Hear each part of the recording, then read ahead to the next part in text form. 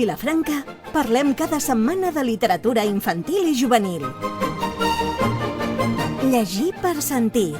Els dimecres a les 9 del vespre.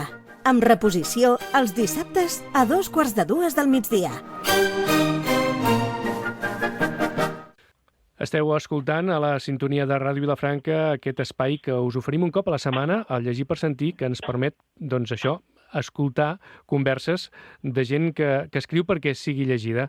I en aquest cas, recordem que ja la setmana passada iniciàvem un capítol que dedicarem les properes setmanes a parlar de llibres que han estat publicats per una editorial anomenada Coco Books, de la qual, per cert, vam descobrir que no n'havíem parlat mai encara i ja fa 20 anys que funcionen, que tiren endavant productes tan interessants com el que comentarem en el dia d'avui. Avui el llibre que us oferim es titula Un llibre ple de lletres. És obra de l'Òscar Dalmau i del Jesús Morentín. I tenim al nostre costat, via telefònica, l'Òscar Dalmau. Òscar, benvingut. Què tal? Moltes gràcies. Molt amables. Gràcies a vosaltres per atendre la trucada. Dic vosaltres perquè és un llibre amb doble autoria, ja ho hem dit, el Jesús Morentín i l'Òscar Dalmau, tot i que em sembla que el Jesús no es pot posar al telèfon a aquesta hora i, per tant, la conversa la mantindrem amb tu. És professor de la Massana i avui té classe. Molt bé. El nostre programa es titula Llegir per sentir, amb una mena de joc de paraules, no? de que doncs, la lectura pot provocar sentiments, i en el cas del vostre llibre podríem dir que és llegir per mirar o llegir per tocar, fins i tot, eh? Sí, realment volíem fer un llibre, però a banda d'un llibre per nens, un llibre infantil, també un llibre com a objecte. A mi m'interessa molt, diguéssim, soc objectòfil. M'interessa molt els objectes, el disseny d'objectes, el disseny industrial, i aquí englobes també doncs, això, el disseny editorial, per tant està cuidadíssima l'enquadernació. Bé, el llibre com a objecte en general, diguéssim que la coberta, la contracoberta, el gramatge del paper, o en la qualitat de les tintes, està tot força estudiat. I fem la conya aquesta de dir que no és conya, en el fons és veritat, de dir, és un llibre que no només és per llegir, sinó també per mirar, per tocar, per olorar. De fet, aquesta olor de llibre nou, que els que ens agraden els llibres, no? Potser algú que no hi té contacte habitual amb llibres, doncs et dirà, estàs boig, que has d'ensumar un llibre. Doncs, ostres, un llibre nou, no? Fins i tot els vells també fan aquella olor d'humitat, de pols, no? Per això juguem amb això, no? De dir, a banda de ser un llibre ple de lletres per llegir, doncs també us el podeu mirar, el podeu tocar, sí. Clar, aquí hauríem d'explicar també que hi ha una bona part del llibre que consisteix no tant en els textos, sinó en les lletres, sense que siguin textos, amb les lletres tal qual, no? Perquè, com diu el propi llibre, és un llibre de lletres, que ens mostra lletres diferents. I aquí el Jesús Morentín em sembla que t'ha facilitat molt la feina, no? Home, amb el Jesús Morentín, ell és de Falset, però viu a Barcelona des de fa molts anys. Ell ja ve d'una família que ha tingut, que tenia contacte amb la impremta. I, de fet, podríem definir, entre moltes altres coses, a banda de professor de disseny, a banda de dissenyador gràfic, ell és un amant de les lletres i col·lecciona tipografies. I bé, des de fa uns quants anys, doncs ell va començar a comprar tipografies d'impremtes que tancaven o que calaixos plens de lletres que potser haguessin anat a parar a un femer, doncs ell tot això s'ho ha anat adquirint fins al punt de treballar en un búnquer. De fet, ell a Instagram, busqueu-lo i seguiu-lo perquè val molt la pena. En Jesús Morentín a Instagram té un perfil que es diu Bunker Type. Bunker amb K i Type T-Y-P-E. I el búnquer és el seu espai de treball i, de fet, és un búnquer perquè és un soterrani en una finca d'un edifici de Sarrià on a Vallcarca, no sé ben bé el barri, però és un lloc on no hi ha finestres perquè és un soterrani i allà ell hi té tot ple de calaixos, tot ple de màquines per imprimir, màquines superantigues. És un espai on fa només entrar una olor de les tintes que ell fa servir i allà utilitza, en plan amateur, com a hobby. S'hi dediquen no professionalment. I un dia jo vaig tenir el goig de poder visitar el seu espai de treball i ell em va dir, escolta'm, ja veus tot el repertori, tot el material que hi ha aquí. Si se t'acut alguna cosa per fer, en plan així hobby, per divertir-nos, doncs escolta, estaré encantat de fer, no sé, un pòster, el que et vingui de gust. I amb ell, clar, això em va encendre una bombeta i vaig pensar, ostres, doncs sí, s'han de treure a passejar moltes d'aquestes lletres que ell té tancades i emmagatzemades aquí als calaixos, no? I així va ser com va néixer la idea de fer un llibre ple de lletres, un llibre adreçat als infants, un llibre il·lustrat, on les il·lustracions no fossin dibuixos, sinó que fossin les mateixes lletres, plenes de colors, per ensenyar als nens les diferents formes, colors que poden adquirir les lletres, les mides. Un llibre pensat, diguéssim, com a iniciació en la lectura. I en ell totes les lletres que hi trobareu impreses, doncs aquí, en aquest llibre, hi ha lletres impreses que potser tenen més de 100 anys, vull dir, lletres centenàries en un llibre editat a l'any 2025, no? Clar, potser no, potser segur que no, normalment quan llegim no ens hi fixem, no? En les lletres, ens fixem en el contingut que una darrere l'altra ens poden donar, però en canvi la lletra en si ja donem per fet que és una lletra, no? Però en realitat pot condicionar fins i tot la nostra lectura, un tipus de lletra o un altre, no? Sí, i tant. Hi ha lletres, hi ha tipografies que són molt més còmodes per la lectura que altres. I de fet, ja et dic, nosaltres sí que hi ha lletres que formen part de textos, són textos rimats, són textos molt breus ja et dic, per iniciar els infants a la lectura o que els pares puguin llegir-lo en veu alta perquè els nens vagin descobrint les lletres de l'abecedari. Però, a banda de lletres per ser llegides, hi ha tot un munt de lletres plenes de color per ser, per ser admirades, per ser mirades i admirades. O sigui, és el que dèiem al principi, no? Que és un llibre per mirar-se'l. I amb aquest objectiu, amb el Jesús ens hi vam posar a treballar i et dic, vam treure aquí a ballar moltes d'aquestes lletres que hi ha al llibre. Les lletres més grans són tipografies a partir de tipus de fusta, tipus mòbils de fusta. I després les que veureu més petitetes, que són pràcticament les de tots els textos, que són lletres en tinta negra, aquestes són tipus de plom, que serien els dos materials que es feien servir antigament a les impremtes per configurar els textos. Clar, perquè això és una mica complicat d'explicar per la ràdio, a més, si no es veu, i sobretot per explicar als més joves que, clar, agafen l'ordinador, teclegen i ja surt imprès tot plegat, no? Però, clar, aquí ens referim a l'època de la galàxia Gutenberg, que coneixíem antigament, però que ja fa uns quants anys que va desaparèixer.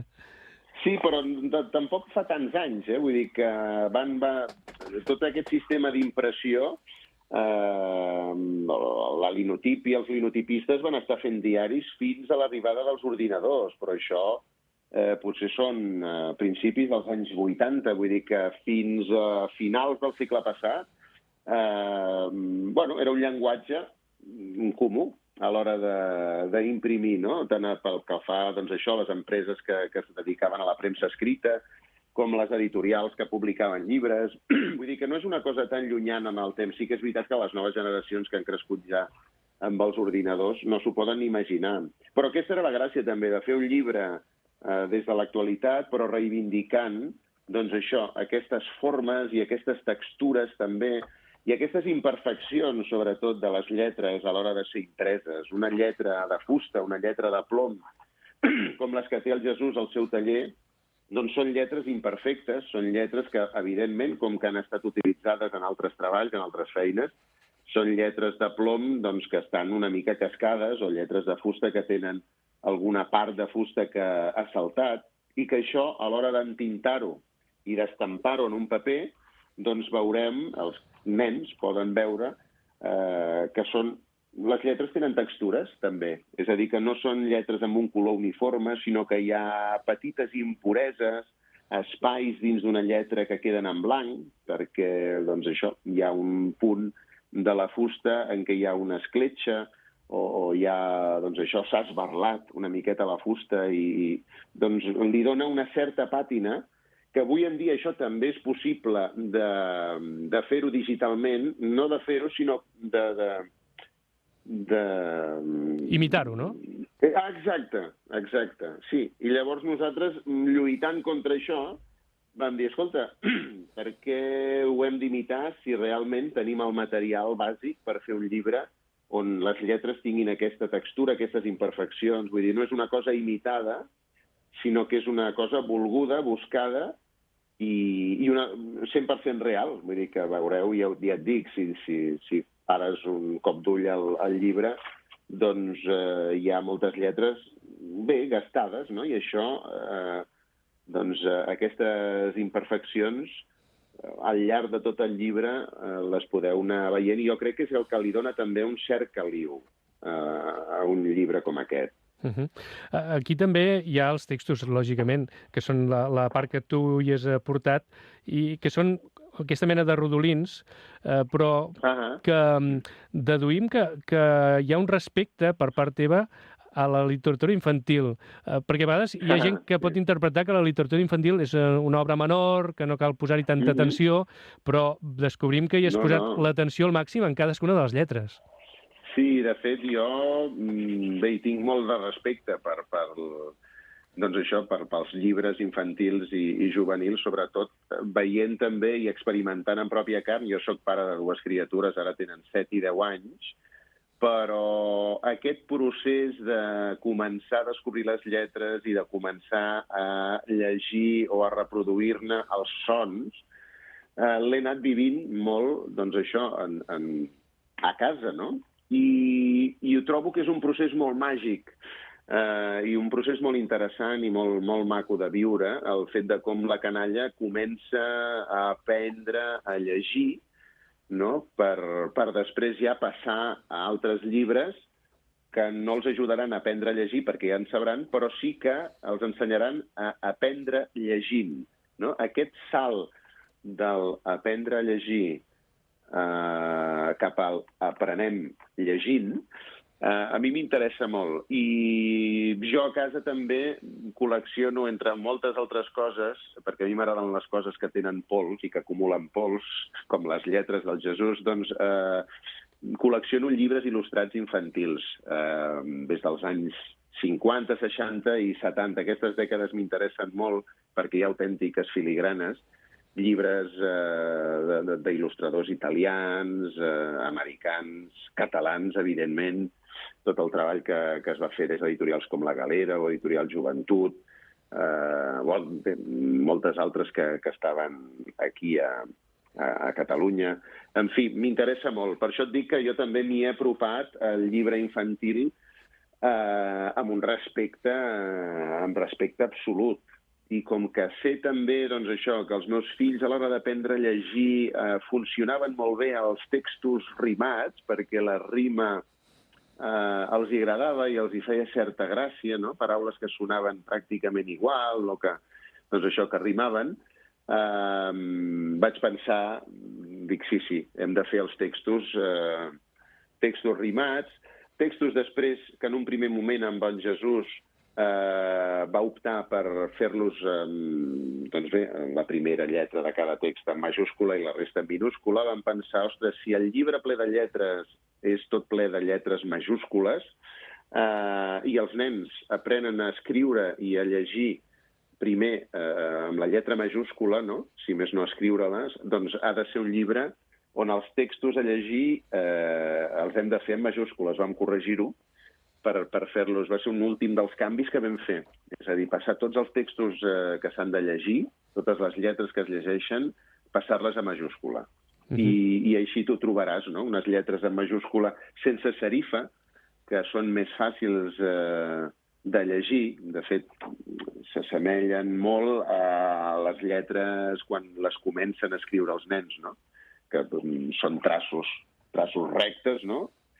Fas una I i afegint-hi un parell de línies horitzontals, doncs la pots convertir en una F, i si n'afegeixes una altra a la base, doncs és una E, però parteixes del mateix I, o si en poses una altra paral·lela i una línia enmig fas la H. En fi, el que tu deies, no?, de tenir respecte per aquest tipus de llibres, en el meu cas, és així, al 100%. El tens davant, el llibre, Òscar?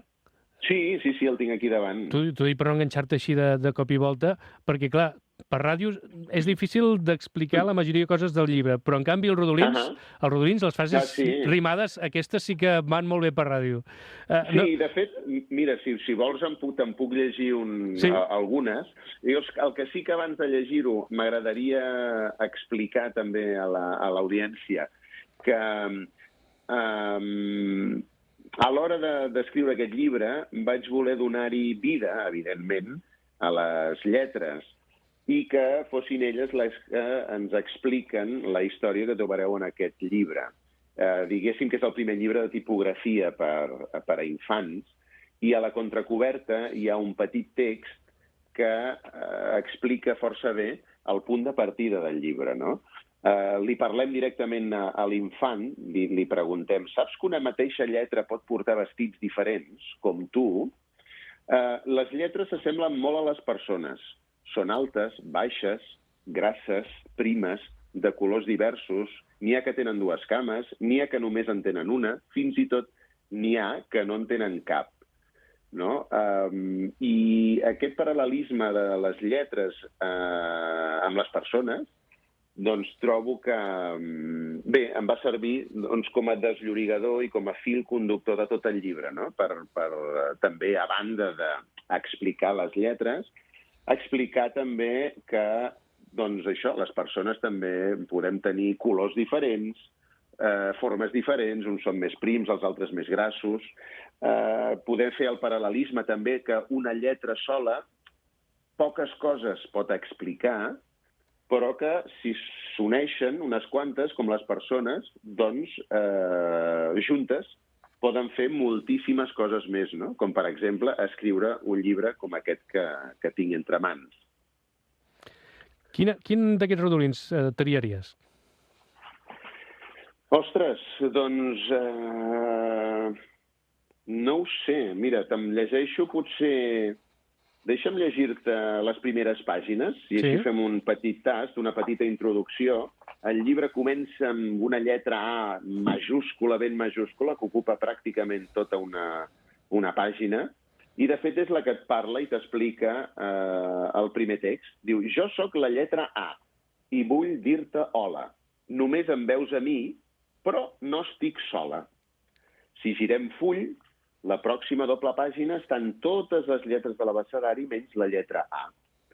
I diu el text: som un munt de lletres, algunes ben semblants, però si t'hi fixes no n'hi ha dues d'iguals. I és veritat, no? La E i la F s'assemblen molt, però no són ben bé iguals, eh? Després et trobes la O i la Q, que també s'assemblen molt, però no són del tot iguals, o la P i la R, Doncs bé, girem full i la pròxima doble pàgina hi veiem una A llarguíssima, amb una H, una V baixa i una X, totes llargues, llargues, llargues i estretes. Pràcticament arriben als límits de la pàgina, del paper, i al costat de la A, llarguíssima i prima, visualitzeu-la, diu el text: unes són altes, com la Torre Eiffel. Creixen i creixen fins a tocar el cel. I és veritat que la A, tan llarga i prima, podria semblar la Torre Eiffel, no? Però a la següent doble pàgina veiem unes lletres com més rabassudes, més petites, més curtes, les unes al damunt de les altres, amb la A al capdamunt de tot l'abecedari, però no arriba a tocar el límit del full per dalt, no? I diu, i n'hi ha de baixetes, ja cal que vigilin, no arriben al sostre, tot i que s'enfilin. És veritat, la A a dalt de tot d'aquesta muntanya de lletres baixetes no arriba a tocar la part de dalt del full, tot i que s'enfili, no? I llavors passem a una doble pàgina que per mi és la més, una de les més maques, preciosa, tota plena de lletres jotes, unes més primes, altres més grasses, unes més altes, més petites, però totes són jotes, de colors completament diferents que van virant del verd cap al taronja. I diu el text, n'hi ha que són germanes, n'hi ha que són cosines, n'hi ha que són molt grasses, n'hi ha que són ben primes. Ara sí que hem agafat una idea més o menys del contingut que hi ha en el llibre. La resta serà qüestió de que qui ens escolti, si agafi interès, doncs el busqui. Està publicat per Coco Books. Abans hem dit que hi ha aquesta descoberta que vas fer tu amb el Jesús Marentín i el seu búnquer, però després aquí hi ha una tercera pota, que és Coco Books. Coco Books em sembla que és una editorial, pel que he descobert, que cuida molt l'edició, Moltíssim. És una editorial que porta la Mònica Carulla, que porta, doncs ja pràcticament deu fer 20 anys. I jo tenia clar que havia de ser l'editora que traiés aquest llibre. Quan em vaig parlar amb en Jesús, que em va preguntar en Jesús, si tens idea de quina editorial, dic Coco Books, sense pensar-ho. És una editorial que jo fa ja molts anys que segueixo, sobretot ja et dic, arran de tenir la nena, que ara té 10 anys, doncs mira, pràcticament deu fer 10 anys que jo conec Coco Books, i m'agrada perquè et dic, a mi m'agrada molt, m'interessa molt tot el que és el disseny gràfic, el disseny industrial, el disseny de mobles, el disseny editorial, tot el que sigui disseny d'interiors, i m'agrada molt també l'arquitectura. I són disciplines, totes elles, que Coco Books té certs títols dins de tota la col·lecció de llibres que ha anat editant al llarg de tots aquests anys. Doncs a Coco Books hi pots trobar llibres d'arquitectura explicada als infants o llibres d'art explicat als infants o llibres de disseny explicat als infants, saps? Llibres de disciplines que no sé per què, però a priori es consideren feixugues, no?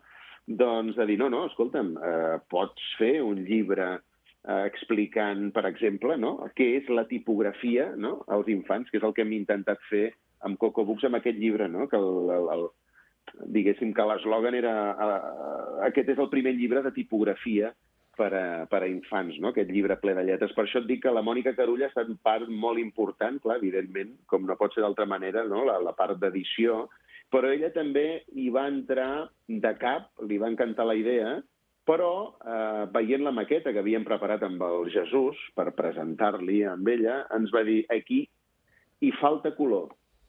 Si això ha de ser un llibre que tregui els nens, hi hem de posar color. I aquí, això evidentment va ser un encert, perquè ja et dic, la maqueta la vam preparar amb negre sobre blanc. No hi havia color per enlloc, no? Que era, diguéssim que la idea, vull dir, ja s'aguantava, però que sí que és veritat que anàvem adreçat a un llibre adreçat a infants, sense il·lustracions, on les lletres eren les il·lustracions, l'havíem d'omplir de color. I la Mònica em va preguntar si coneixia algú o tenia alguna preferència d'algú que pogués aportar el seu punt de vista pel que fa al color, i li vaig parlar d'un altre nom que entra aquí en el llibre, que és la Magda Codina.